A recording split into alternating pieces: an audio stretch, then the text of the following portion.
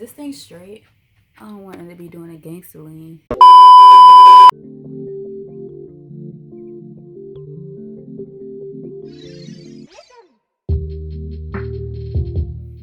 Hello everyone, I'm Lex and welcome back to Library of Lex. So excited to have you here. And today I'm filming the Booktube Newbie tag. And today I also need to slow down when I'm talking. So let's get started. So I have my notes here because I just love a good note. I love a good to-do list. I love a good writing it down. So the first question is, why did you start this channel? So I started this channel because I really wanted to create. I wanted to be in my creative bag in 2020. I just graduated from college with an English degree, and you know, I didn't care what platform I was gonna be on. I just know that I wanted to put out content. I feel weird saying content because I'm not a YouTuber. I'm still Lex. I'm just not a YouTuber.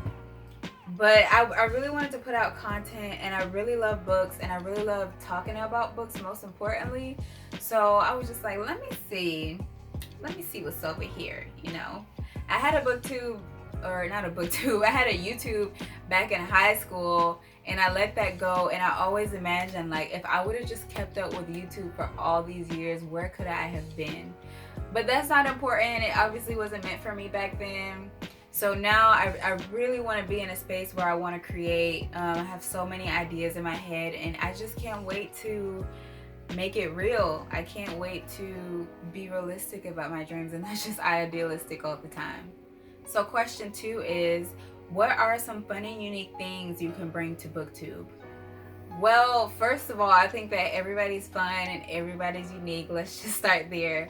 But as for me, I feel like I really had a toss up between doing like a skincare beauty channel, that type of thing, or doing a booktube. And then literally one day I woke up and I was like, why not both?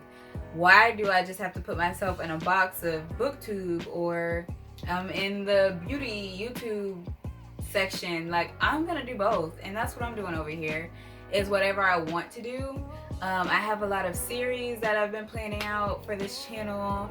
I have a lot of beauty, skincare related content that will also be coming out, you know, with book reviews and things like that. But I think that would be the most unique thing for me to do at this point, is to put out content that resonates with me first, so you guys can like it. Because if I don't like it, you guys aren't gonna like it, like, duh.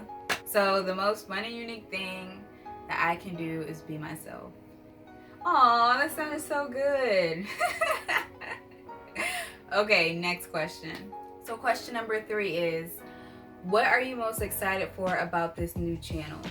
I feel like this question is very personal. I'm excited to see my growth. I'm excited to see where I will be at this time next year. I'm excited to get over just the little things in my head, like perfectionism. I'm such a perfectionist. If I'm gonna be honest and vulnerable for a second, I filmed this video at least 5 times, so many different days. I started filming this video back in November. It might have even been at the end of October. And I was just like, nope, don't like it. Nope, nope, no. And this is the last time I'm gonna film this video. So, Alexis, if you don't like this, oh well, put it out. Like, who cares? I don't. No, I do. I'm just kidding. But I think perfectionism will be the number one thing I have to get over. I'm such a perfectionist. Just like, I just listened to myself and I did not have a space in between those 2 sentences. And I need to slow down when I'm talking because I speak in run-on sentences. And that's not good when editing. So, yeah. Anyways, next question. Question number 4. Why do you love reading? Well, I like to read because don't we all like to read for escapism? You know, I feel like that's 25% me is escapism, whatever. But I feel like the other 75% is I just really enjoy putting myself in somebody else's shoes. And I guess it's still escapism, like, if you want to say that, whatever. But for me, I just see it as a learning experience, with like learning other people's perspectives about something, because I tend to read books that emulate what I'm going through. But yeah, 25% escapism, 75% perspective. And that's why I like to read personally. Question 5. What book or series got you into reading? I broke this down in like 4 parts. The first part is Green Eggs and Ham. I remember when I first started reading, that was one of the first books that I remember. My mom was a teacher, so she used to have like books in the car, and I would always reach for Green Eggs and Ham. And I'm pretty sure there was a point in my life where I could recite it word for word. Like I didn't even need the pages in the book. And yeah, so that was when I was really small. That book got me into reading. At the end of elementary school, when you start reading chapter books, it was the Magic Treehouse series, because I wanted to go in that treehouse so bad. I was like obsessed with this whole magic going into a different world thing. So definitely the Magic Treehouse, like 3rd, 4th, 5th grade maybe. And in middle school was the Click series. Those girls were something else. And I remember Claire, I think that was her name. I'm pretty sure that was her name. I remember going to the library and they would never have the next book that I wanted, which really used to piss me off. Now that I'm going into that energy again, it's really pissed me off again. And so I used to have to get with my friends or go to my school library and get the book, because the regular public library, everybody was just obsessed. And then what really got me into reading in my adult life was Toni Morrison. I really appreciate her work. It was God Help the Child and Sula that really got me into reading again. So where would we be without the late and great Toni Morrison? By far my favorite author. So anyways, next question. So question number 6 is, what questions would you ask your favorite booktubers?